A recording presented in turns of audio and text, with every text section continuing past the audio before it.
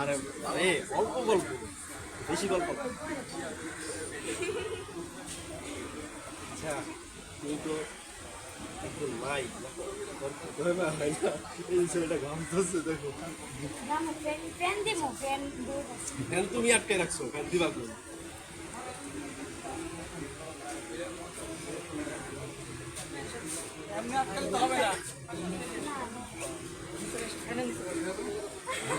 আসসালামু আলাইকুম। কে ঢুকতে দিচ্ছে না? আমি একটু আগে গেলাম, তুমি দেখো না আমার হেলমেট ভিতরে।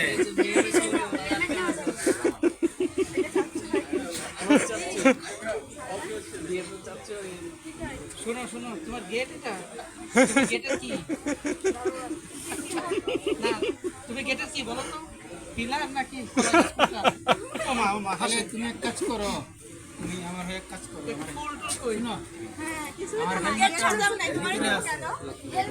শুনো না কথা শুনো।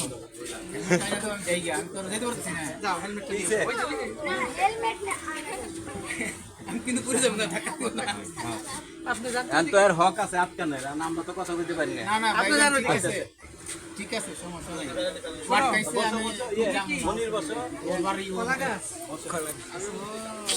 ওর বাড়ি আমাদের ওইদিকে গেট সাজালে কিন্তু দুই সাইডে দুইটা কলা গাছ দাঁড় করায়।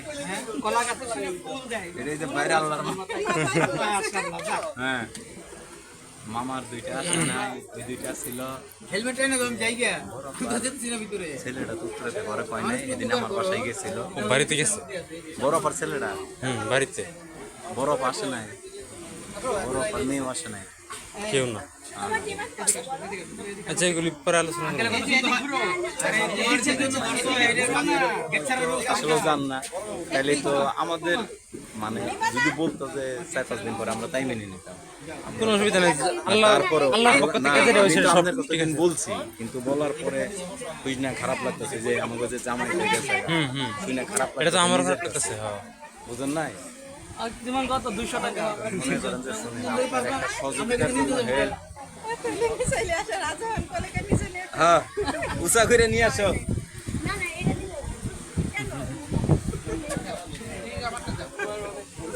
আল্লাহ কি কামাল ভাই, আপনি করে এই দাঁড়া ধরে নিয়ে আসো। বুঝে নাই তো হ্যাঁ না ঠিক আছে, বসা বসানটা বানিয়ে না তো ছোট মানে কামাল ভাই, আপনি সব কোনাশে দি লাভবান কই দিনের মাইয়া আমার এটা।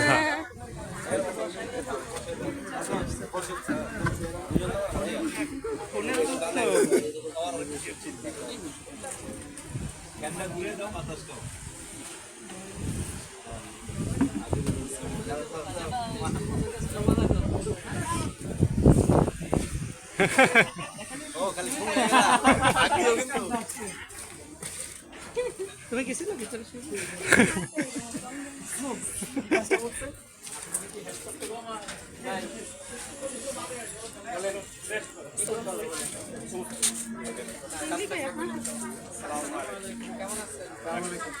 আপনি এগুলো আমারও দেন।